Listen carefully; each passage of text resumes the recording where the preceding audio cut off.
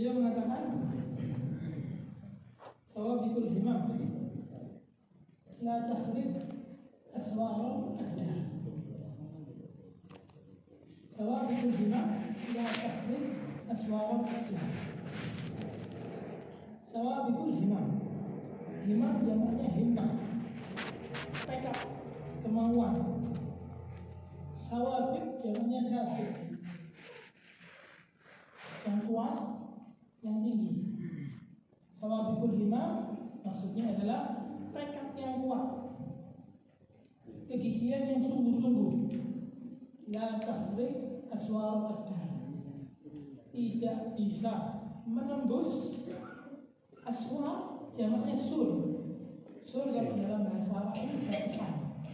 Jadi kalau ada kota musawwar, maksudnya kota ini tadi ada batasannya. Biasanya kota-kota di zaman dulu itu kanan kiri depan belakangnya tembok. Jadi kalau mau keluar kota lewat sur itu, lewat batasan itu. Kalau sekarang mungkin tidak ada ya, tinggal papan nama aja. Keluar selama jalan, selamat datang. Kalau dulu itu ada batasannya kota itu. Nah ini sur, aswar jamaknya sur, batasan-batasan. Akdar jamaknya qadar, jamaknya qadar. Nah apa itu qadar? Qadar dan qadar termasuk hal yang wajib kita imani, karena termasuk daripada rukun Islam untuk bina rukun iman, untuk bina billahi wa malaikatihi wa kutubihi wa rusulihi wa bil yawmil akhir wa bil qadari khairihi wa syarrihi. Iman yang terakhir adalah mengimani, meyakini dengan semua ketetapan Allah SWT, mau itu baik atau buruk. Qadar dan qadar ini sama atau beda? Banyak orang yang memahami bahwasanya qadar dan qadar itu sama. Akan tetapi yang betul itu hadisnya berbeda. Qadar itu memiliki makna sendiri, qadar juga memiliki makna sendiri. Qadar itu adalah ilmu Allah Ta'ala al-azali, al-jadid, kepada hal-hal yang akan terjadi di masa yang akan datang. Itu namanya qadar. Ketika sudah terjadi di hari tersebut, di waktu tersebut, itu namanya qadar. Namanya qadar. Contoh, jam 5 tadi sebelum kita hadir di tempat ini, Allah Subhanahu wa Ta'ala mengetahui apapun itu, mau itu yang terang atau yang sembunyi-sembunyi. Ya'lamu sirra wa akhfa. Allah mengetahui semuanya, tidak ada yang tidak diketahui oleh Allah Subhanahu wa Ta'ala. Allah tahu bahwa kita nanti maghrib yang datang ini bakal datang di Masjid Darussamsia untuk mengikuti pengajian. Jam 5 tadi kita kan belum datang. Berarti sekarang Allah Ta'ala, ilmu Ta'ala bahwasanya kita bakal datang di tempat ini. Jam 6 ketika kita datang, berarti ini namanya qadar. Qadarullah Ta'ala kita datang di tempat ini. Jadi qadar ini sebelum kejadian, itu qadar. Kalau qadar sudah terjadi. Jadi qadar dan qadar itu bedanya. Jadi dua hal yang berbeda, bukan sama. Dia mengatakan sawabikul himam, kemauan yang kuat, tekad yang sungguh-sungguh tidak bisa menembus qadarullah, ketetapan ketentuannya Allah Subhanahu wa Ta'ala. Kalau qadar sendiri itu dibagi menjadi dua. Qadar dibagi menjadi dua. Ada yang terjadi yang di situ ada kaitannya dengan manusia, maksudnya ada ikut andil di situ manusia. Yang kedua, manusia tidak ikut andil sedikit pun di dalam hal tersebut. Contoh yang dimana manusia tidak ikut andil di dalam hal tersebut, contohnya bencana alam, kematian, sakit, orang mati, orang sakit, bencana alam ini terjadi, itu tidak ada sedikit pun andil manusia di situ. Semua memberi dari Allah Ta'ala. Yang kedua ada ikut andil di situ manusia. Contohnya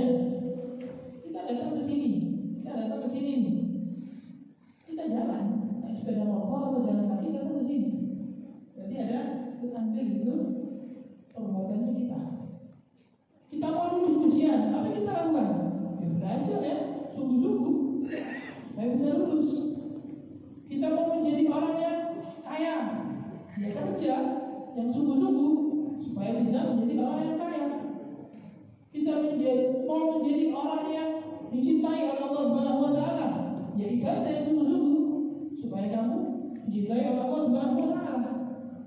Jadi ada yang itu ikut andil manusia, ada manusia sama sekali tidak ikut andil.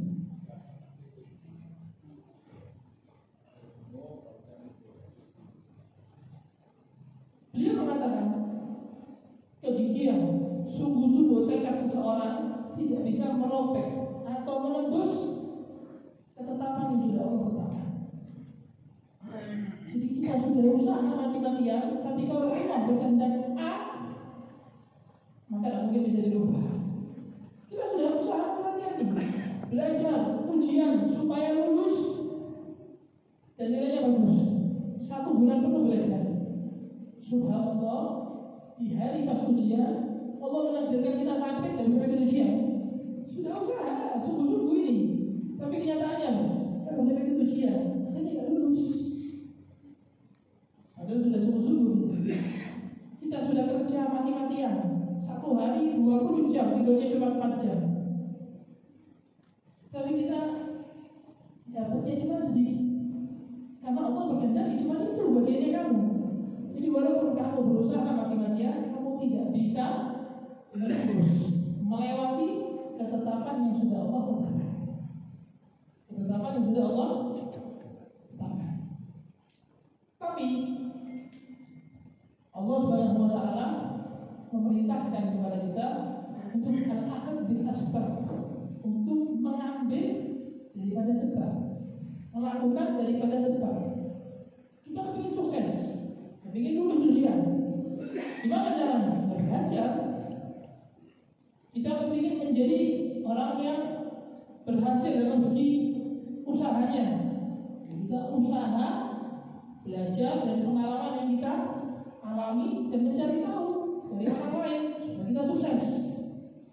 Jadi kita diwajibkan atau dianjurkan untuk al-akhd bil asbab, untuk mengambil daripada sebab. Allah Subhanahu wa taala berfirman dalam Al-Qur'an, "Famshu fi manakibiha wa kulu min rizqihi." Famshu fi manakibiha. Berjalanlah kalian di semua sisi yang miliknya Allah Subhanahu wa taala daripada alam semesta ini. Wa kulu min rizqihi, dan makanlah daripada rezeki.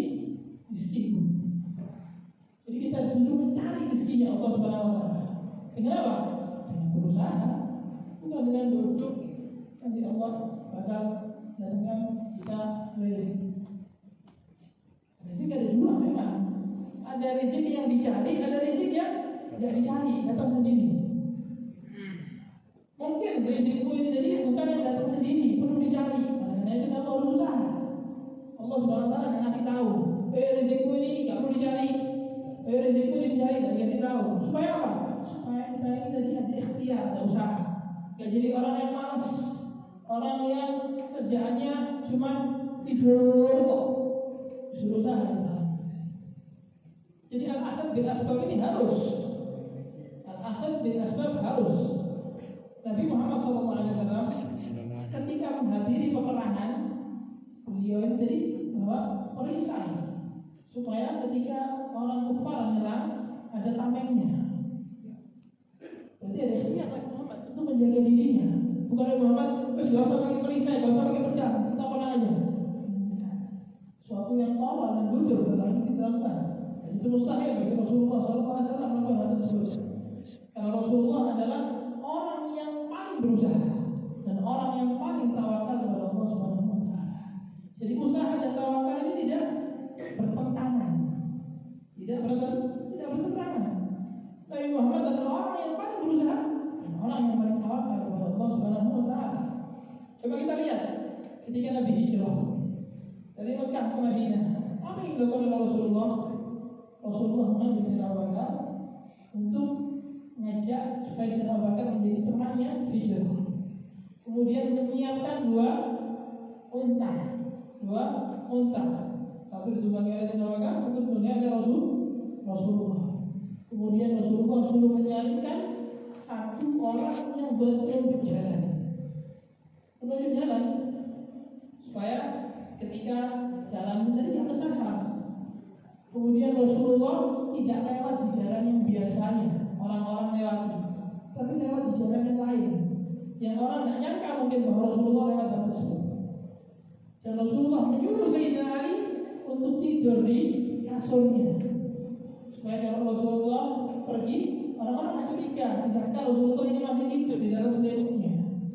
Itu betul, bentuk akad bin asbab, bentuk ikhtiarnya Rasulullah.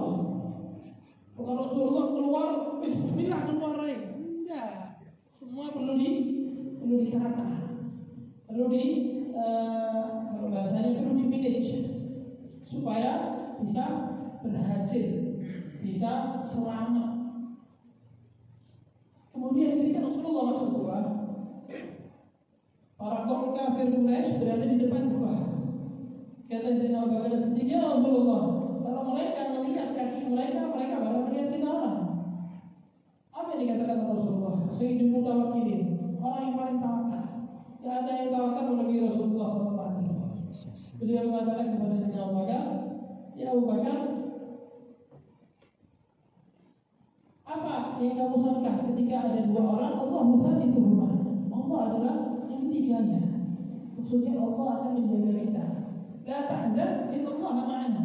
Jangan kamu tunda, jangan kamu sedih, jangan kamu takut. Sungguhnya Allah bersama kita. Tawakal yang luar biasa. Jadi Rasulullah ini tadi dari satu sisi mengambil sebab, melakukan sebab, di sisi lain juga tawakal. Dan itu yang seharusnya dilakukan oleh seorang mukmin. Bukan cuma tawakal toh, tidak ada usaha. Begitu juga usaha tapi tidak dibarengi dengan tawakal. Yang betul apa? Betul usaha, terus kemudian tawakal. Allah Subhanahu wa taala di dalam Al-Qur'an berfirman ketika menyuruh Sayyidah Maryam untuk apa? Menggerakkan pohon. Wa huzzi ilayki bi jid'in nakhlati tusaqit ilayki rutaban janiyah. Allah mengatakan, "Wahai Maryam, gerakan pohonmu kurma ini." Pohon kurma semua orang tahu, pohon kurma ini jadi besar, kokoh. Disuruh goyang-goyang, tak mungkin goyang pohon kurma ini. Digerak-gerak, tak mungkin jatuh kurma yang ada di pohon itu. Tapi Allah merintahkan Sayyidah Maryam untuk gerakan pohon kurma. Nanti bakal jatuh. Allah mengajarkan kepada Sayyidah Maryam, "Kau ikhtiar. Urusan berhasil atau enggak, itu aku yang urus." Jadi disuruh ikhtiar. Huzzi ilaik. Goyangkan pohon ini tadi. Nanti bakal jatuh pohon kurma, itu urusan aku. Yang penting kau ikhtiar. Jadi dari hal ini kita dapat mempelajari kita diperintahkan oleh Allah Subhanahu wa taala untuk mengakhad bil asbab, untuk mengambil sebab. Dalam Al-Qur'an Allah mengatakan, "Wa atainahu min kulli syai'in sababa fa'atba'a sababa." Ketika diceritakan ceritanya Dzulqarnain, Allah mengatakan, "Wa atainahu min kulli syai'in sababa." Allah mendatangkan dari semua penjuru sebab. Mau kaya ada sebabnya, mau menjadi orang yang alim ada sebabnya, menjadi orang yang ahli ibadah ada sebabnya, mau menjadi orang yang sehat juga ada sebabnya. Maka datangi sebab itu. Kalau kalian apa yang ingin kalian dapatkan hal tersebut, ada sebab. Kemudian Dzulqarnain mengikuti menjalani sebab-sebab tersebut. Jadi gak ada ceritanya orang dia ini berhasil tanpa berusaha. Menjadi orang yang alim tapi kerjaannya cuma tidur. Kepingin haji, kepingin umroh, tapi kerjaannya di rumah cuma majelasan, tidur tok. Nah, jadi udah hampir dikatakan mustahil. Mana yang mustahil di sini kemungkinannya kecil. Dia bisa haji atau umroh. Kalau ada orang datang ngasih uang mungkin, tapi kalau dari uangnya sendiri mustahil. Oleh karena itu, al-akhdh bil asbab hukumnya harus, tapi harus dibarengi juga dengan namanya at-tawakkul, dengan namanya tawakul. Sawabikul himam la takhrib aswar al-aqdar. Kegigihan seseorang, kesungguh-sungguhan seseorang tidak bisa merobek, tidak bisa menembus ketetapan yang Allah tetapkan. Jadi ketika sudah kita berusaha, perlu diketahui Ketika kita berhasil, itu bukan karena kerja keras kita, tapi karena apa? Karena Allah yang berkehendak. Kalau Allah tidak berkehendak, nggak bakal berhasil. Ketika kita belajar, kemudian ujian lulus, perlu diketahui itu bukan karena belajarnya kamu, tapi karena Allah sudah berkehendak untuk kamu lulus. Jadi jangan sombong dengan apa yang kamu miliki sekarang. Oh, aku sudah begini, aku sudah begitu. Jangan sombong, karena ini bukan dari usahanya kamu, tapi semata-mata murni dari pemberiannya Allah Subhanahu wa Ta'ala. Maka karena itu Nabi mengatakan di dalam hadisnya,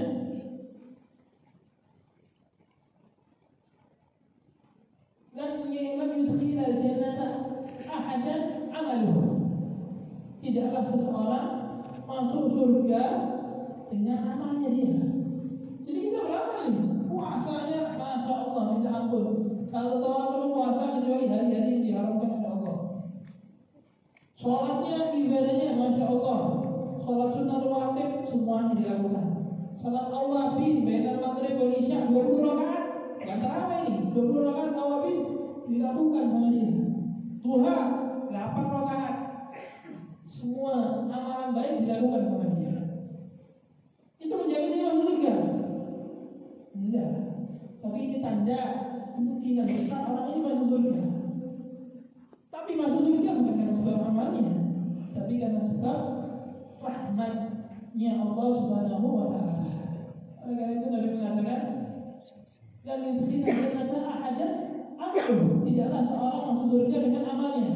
Maka salah satu sahabat berkata, wala anta ya Rasulullah, walaupun ya Rasulullah masuk surga dengan amalmu. Wala ana, walaupun ana masuk surga dengan amalnya ana. Illa anna Allah yataqammadani birahmatihi.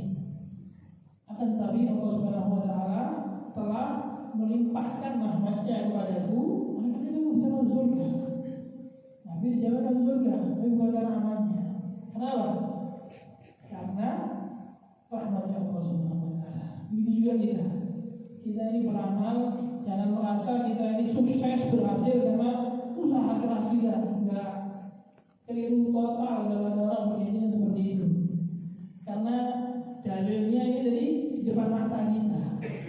Kita lihat banyak orang yang kerjanya satu hari mungkin hampir 20 jam kerja tok, tapi pendapatannya berapa?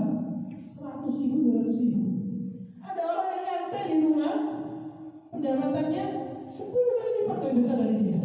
Di rumah tok kali 10 kali lipat lebih besar dari dia. Jadi menunjukkan usaha keras ente belum tentu mendapatkan hasil sesuai yang ente usahakan. Kalau Allah tidak berkehendak, maka tidak bisa. Oleh karena itu, hadirin yang dirahmati oleh Allah Subhanahu wa Ta'ala, yang pertama yang harus kita lakukan, kita harus al-akhdh bil asbab, melakukan atau mengambil sebab untuk mendapat apa yang kita inginkan.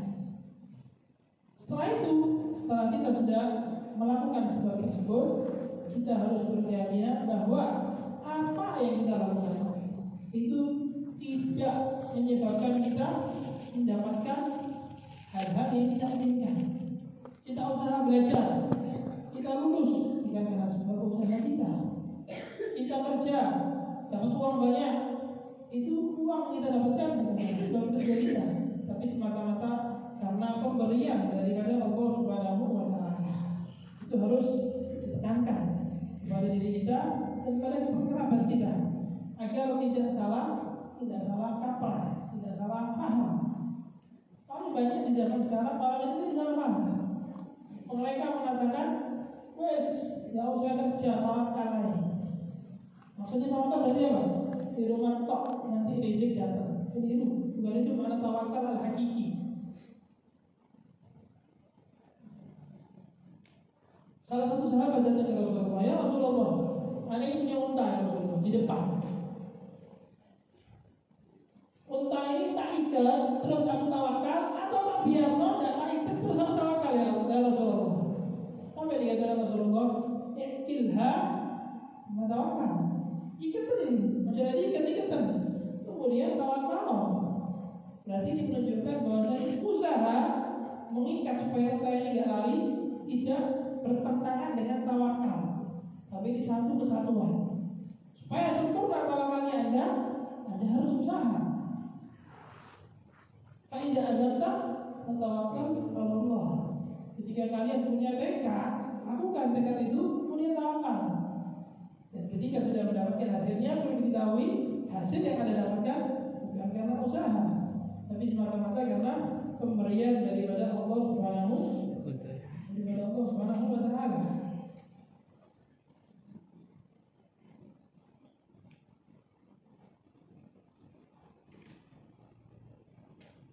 Seperti seorang petani ketika menanam daripada tanaman, yaitu beras, gandum, atau apapun, dia lakukan apa? Dia bisa ditanam terus hindari daripada hama-hama, kemudian diairi. Sisanya apa? Sisanya cuma bisa tawakal. Kalau Allah Subhanahu wa Ta'ala menghendaki ini tanaman menghasilkan dengan hasil yang bagus, padahal panen dengan hasil yang bagus, tapi Allah berkehendak dibuat hujan terus-terusan, akhirnya rusak, tidak bisa panen. Tapi Allah berkehendak dibuat hujan sesuai waktunya, yang ada manfaat buat tanaman ini. Karena itu dia akhirnya mendapatkan panen yang bagus. Karena itu hadirin yang dirahmati oleh Allah Subhanahu wa Ta'ala, wajib bagi kita untuk berusaha, kemudian setelah itu kita tawakal kepada Allah Subhanahu wa Ta'ala dan tidak merasa bahwasanya semua yang kita dapatkan itu dari Allah atau dari usaha kita, tapi dari pemberiannya Allah Subhanahu wa Ta'ala.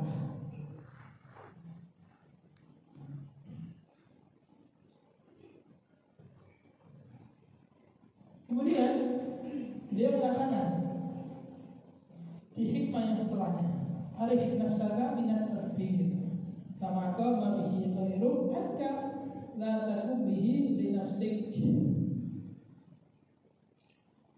Setelah kamu usaha mati-matian, setelah itu kita katakan dari tawakal, tenangkanlah pikiranmu, pasrahkan semuanya kepada Allah Subhanahu wa Ta'ala. Jika itu milikmu, maka tidak mungkin lari ke orang lain. Tapi jika itu bukan milikmu, maka tidak bisa kamu dapatkan walaupun kamu sudah berusaha mati-matian. Jadi sudah usaha nih, kita tawakal, kita tenangkan pikiran kita, gak usah bingung ini tadi bakal dapat atau enggak ya, ini orang bakal order ke kita atau enggak ya. Pasrahkan semua kepada Allah. Kalau itu rezekimu, tidak mungkin lari ke orang lain, pasti kamu yang mendapat.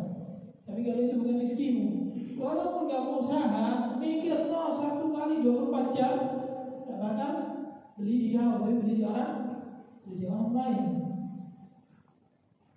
Jadi setelah usaha, tawakal, tenangkan pikiran kita, pasrahkan semua kepada Allah Subhanahu wa Ta'ala. Jika itu milik kita, maka tidak akan lari ke orang lain. Tapi jika itu bukan milik kita, maka tidak bisa kita mendapatkan hal tersebut.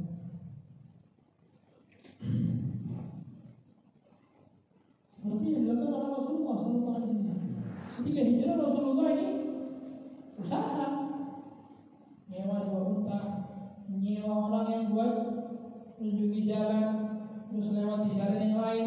Setelah itu masuk gua sembunyi, ditenangkan pikirannya.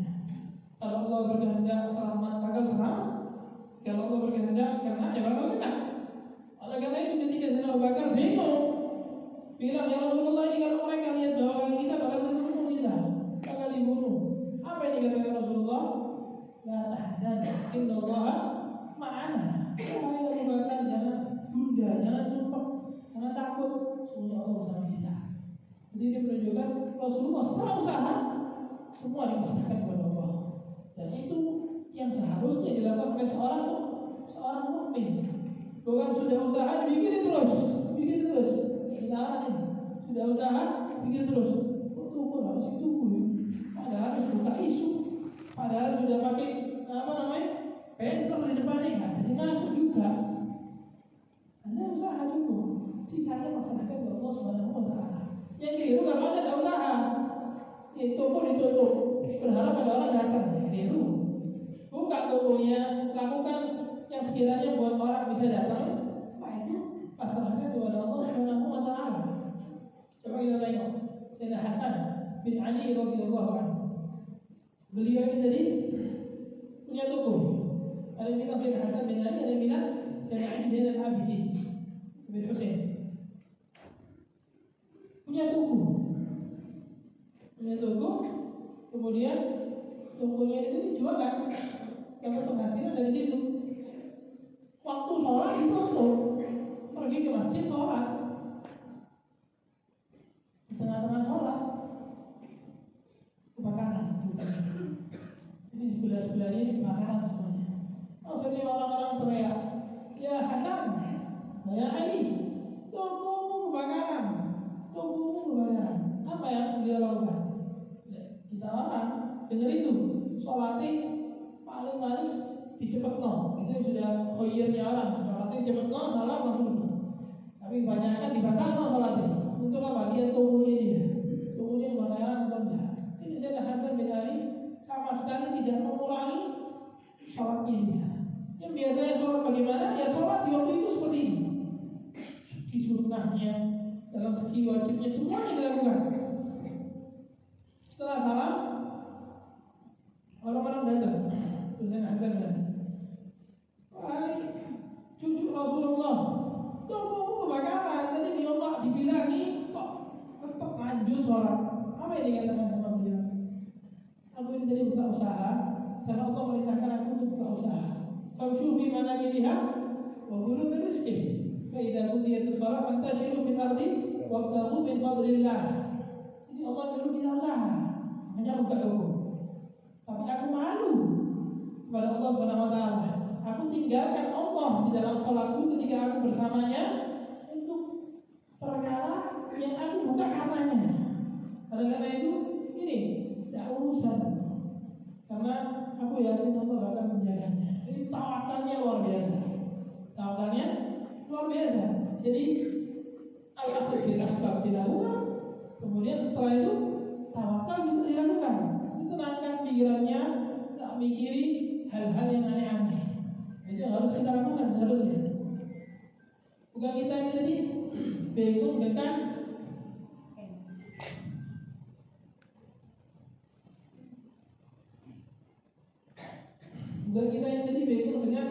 rezimnya orang. Pulang penghasilannya segini, ada segini ya. Jangan. Ada usaha urusan-urusannya orang. Oleh karena itu dikatakan di dalam hadis, ada yang mengatakan ini perkataannya salah satu dari para sahabat, min alamati syaqawah, termasuk tanda orang yang celaka. Apa?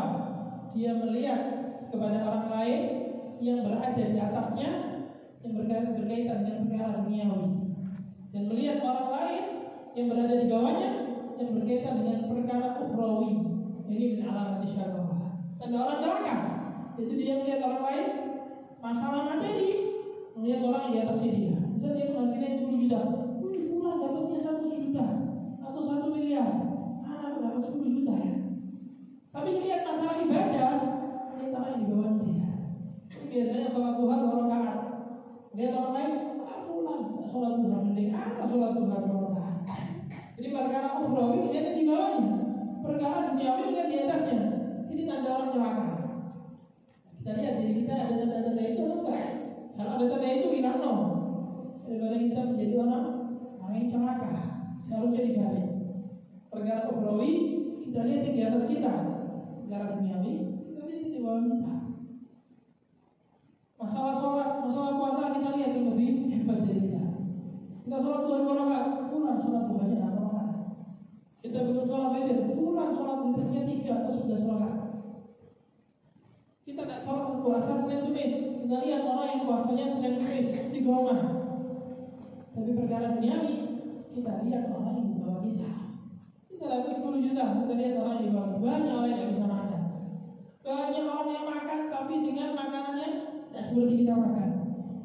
Supaya kita apa? Kita syukur. juga melihat orang di bawah kita.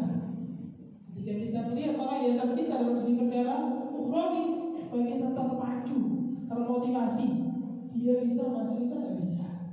Nah itu yang betul, itu yang seharusnya. Oleh karena itu, jika tanda itu berada di dalam diri kita, maka harus kita tinggalkan, harus kita hindari. Kalau kita ingin menjadi orang yang selamat, orang yang berhasil di dunia, dan juga berhasil di akhirat.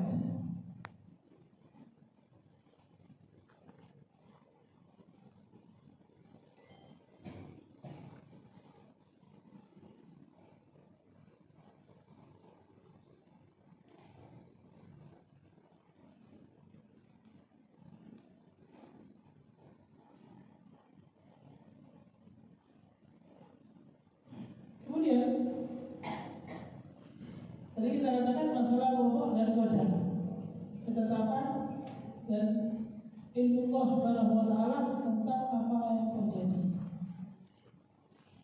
Mungkin salah satu dari kita berpikir, kalau semua sudah diatur sama Allah Subhanahu wa taala, ada apa kita usaha? Ada apa kita jadi berusaha? Kan semuanya sudah ditentukan sama Allah Subhanahu wa taala. Jadi tidak perlu usaha seharusnya. Keliru. Karena Allah memerintahkan untuk al-akhd bil asbab. Samshu fi manakibiha wa kulu bir rizqih. Di ayat yang lain Allah mengatakan fa idza qudiyatus shalah fantashiru fil ardh wabtaghu min fadlillah. Di ayat yang lain Allah mengatakan wa'iddu lahum quwwatan. Persiapkan ketika memerangi orang kafir Quraisy, persiapan kekuatan, senjata disiapkan. Allah perintahkan untuk mempersiapkan itu. Jadi senjata, terus tentara, kendaraan juga harus disiapkan. Bukan ikut perang asal perang aja enggak. Itu termasuk asal bil asbab. Jadi itu termasuk perintah dari Allah Subhanahu wa taala. Ketika kita melakukan dan kita niatkan itu untuk melakukan perintah yang Allah Subhanahu wa taala, kita dapat pahala. Kita kerja kita niatkan untuk melaksanakan perintahnya Allah Subhanahu wa taala dan mendapatkan rezeki yang bisa diberikan nafkah untuk anak dan istri. Maka kerja kita bukan sekedar kerja, tapi ibadah. Kerja bersama Allah taala ibadah. Seperti orang sholat, seperti orang puasa, semuanya bentuknya kan kerja. Jadi ketika kita ini jadi berusaha al-akhd bil asbab,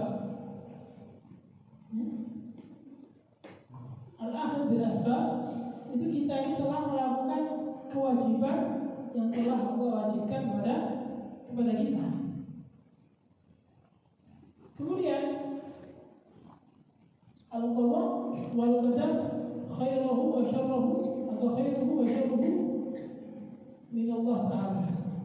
Ketetapan, ketentuan ini jadi qada dan qadar itu mau itu baik atau buruk itu dari Allah Subhanahu wa taala. Jadi semua yang terjadi, kebaikan ataupun keburukan, semuanya dari Allah taala.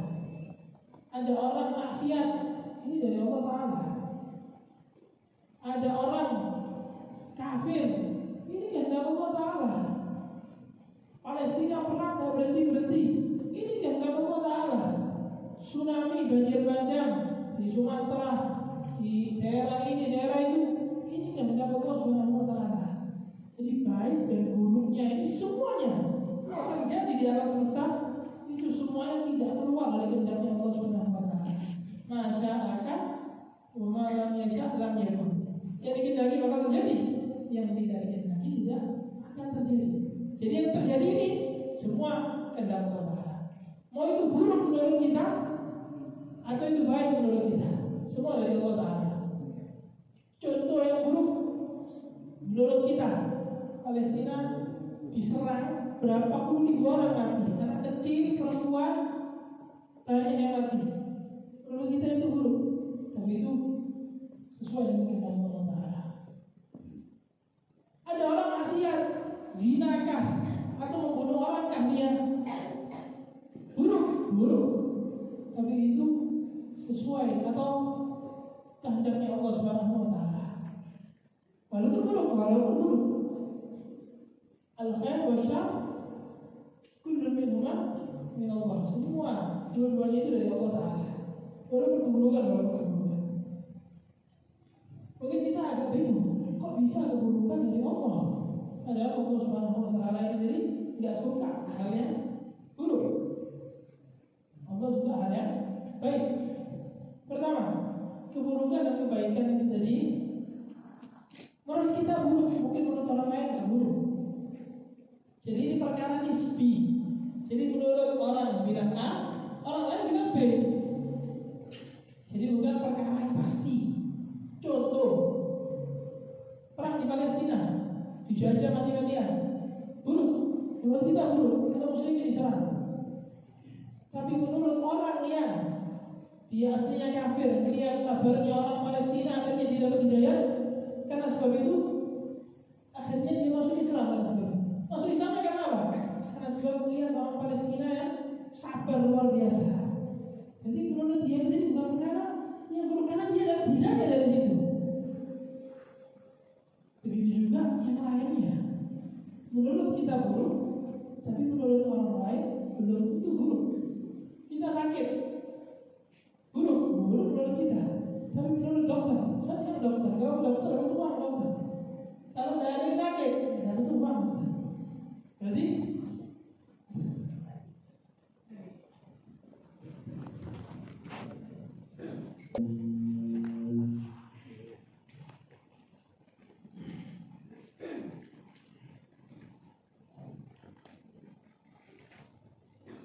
keburukan dan kebaikan itu amat nisbi. Menurut orang lain buruk, belum tentu menurut orang yang lain lagi buruk. Tapi mungkin baik. Oleh karena itu, ketika ada orang melakukan keburukan, berarti ini perkara yang buruk. Bagaimana Allah menghendaki perkara yang buruk? Entah. Buruk dan baik itu dinisbatkan ke manusia. Adapun di sisi Allah SWT, semua perbuatan yang Allah SWT indah dan baik. Semuanya indah dan baik. Jika kita tahu hikmahnya, terkadang kita tidak tahu hikmahnya. Karena itu kita bilang ini perbuatan buruk. Tapi jika kita tahu hikmah di balik keburukan itu, maka mungkin setelah itu kita bilang, oh ini bukan perkara yang buruk, tapi baik. Dan Allah telah mengatakan di dalam Al-Quran, wa khalaqa kulla syai'in faqaddarahu taqdira. Allah menciptakan semuanya berarti apa? Dari A sampai Z. Oh itu yang baik atau yang buruk? Faqaddarahu taqdira. Itu semua sudah ditetapkan, sudah ditakdirkan, sudah ada kadarnya masing-masing. Oleh karena itu, kebaikan dan keburukan semuanya dari Allah Subhanahu wa Ta'ala. Tapi kita ini tidak bisa mimbabil adab, tidak bisa menisbatkan suatu perkara yang kita buruk kepada Allah Subhanahu wa Ta'ala. Itu mimbabil. Coba kita tengok Sayyidina Ibrahim ketika sakit.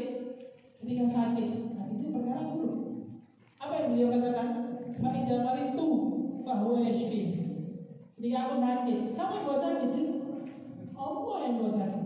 Tapi Nabi Allah Ibrahim mengatakan fa idza maritu, jika aku sakit, fa huwa yashfi. Allah yang menyembuhkan aku.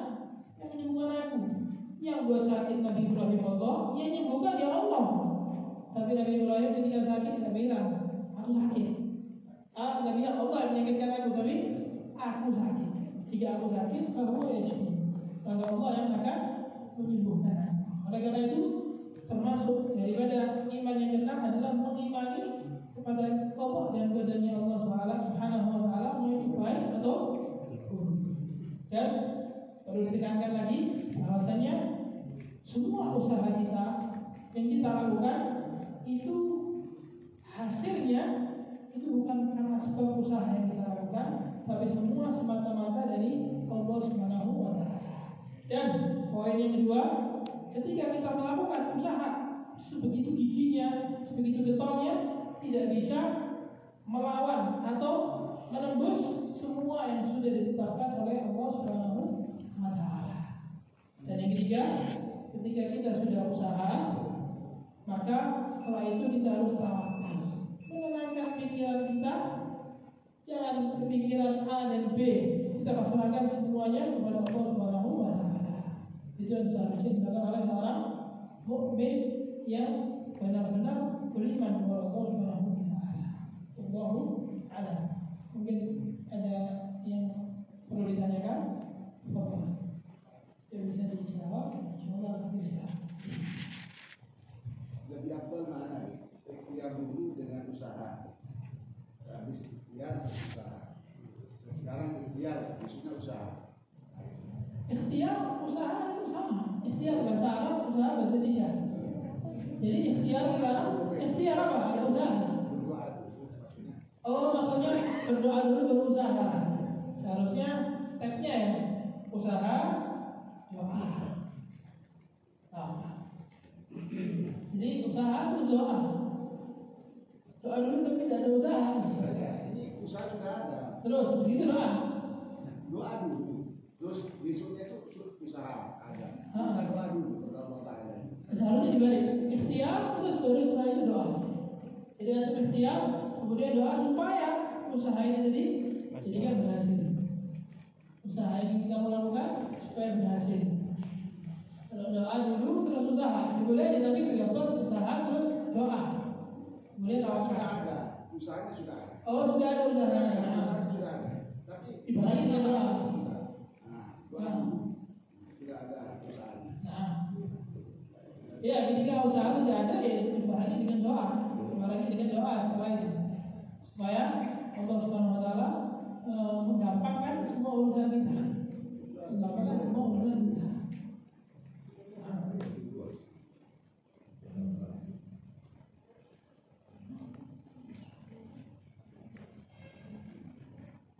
Oke, ada yang lain?